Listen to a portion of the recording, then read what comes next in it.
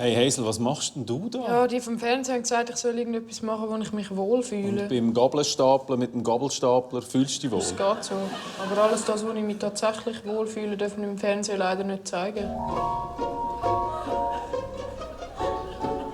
Komm, wir gehen mal Richtung Sendung.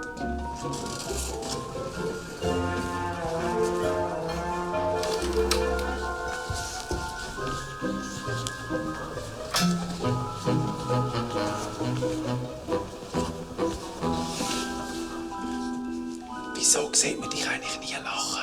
Ich finde es ein bisschen grusig. Was, lachen? Zähne zeigen. Zähne sind der einzige Teil des Skelett, den man beim Menschen schon sieht, wenn er noch nicht tot ist.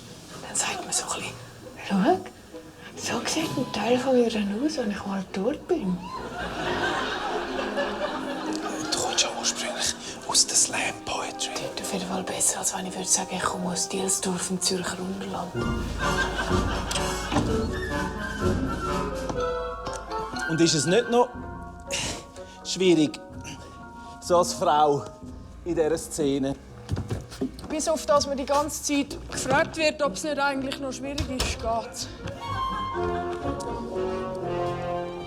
Und Hausfrau wäre nie ein Thema gewesen. Ja, doch schon auch. Mein Großvater hat immer gesagt, lieber eine hörende Frau am Herd als eine Taube auf dem Dach.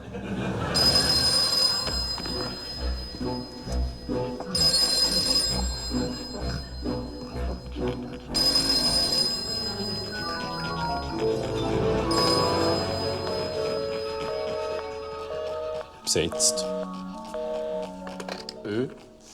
Was machen denn die da? Was meinst du? Ja, deine Möpse halt. Hey, hallo? Geht's eigentlich noch? Ich hab gedacht, es sei eine Sendung mit Niveau. So habe ich es nicht gemeint. Sie sind halt einfach so... Ja, so was? Ich habe mir so Mühe gegeben und extra nichts gesagt über dein Pfeifeli. Pfeifeli.